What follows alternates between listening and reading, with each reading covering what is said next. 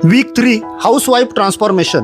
आता आपण आपल्या फिटनेस जर्नीच्या लेवल 1 म्हणजे फाउंडेशन फेज कंप्लीट करण्याच्या जवळ आलो आहोत. या फेजमध्ये बॉडी मुवमेंटचे बेसिक प्रॅक्टिसेस जे इफेक्टिव्ह वर्कआउटसाठी खूप इम्पॉर्टंट असतात ते आता रेग्युलर आणि बेटर होत चालले आहेत. एक गोष्ट कायम लक्षात ठेवा, मॅक्झिमम न्यू जिम बिगिनर्स किंवा त्यांचे ट्रेनर सुद्धा एक खूप मोठी चूक करतात.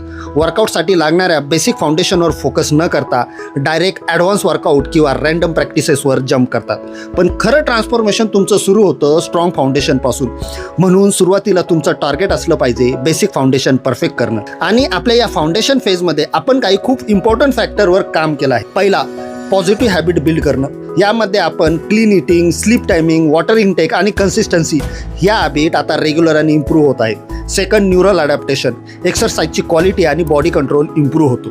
Third, cardiovascular capacity improvement. आपण आपल्या बॉडीचे इंडोरन्स आणि स्टॅमिना इम्प्रूव्ह करण्यावर फोकस केला आहे. हे तिन्ही फॅक्टर्स आपण प्रिव्हियस रीलमध्ये डिटेलमध्ये एक्सप्लेन केलं आहे.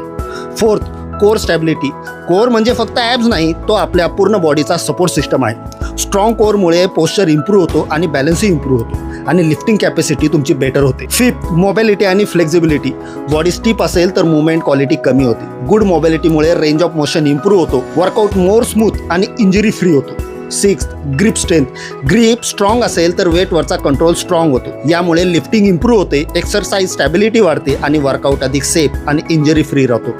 म्हणून सुरुवातीचे काही वीक्स इगो सॅटिस्फाय करण्यासाठी नाही तर स्ट्रॉंग फाउंडेशन बिल्ड करण्यासाठी असतात. कारण फाउंडेशन स्ट्रॉंग असेल तर ट्रान्सफॉर्मेशन फक्त फास्ट नाही तर लॉंग लास्टिंग, सस्टेनेबल आणि इंजरी फ्री होतो.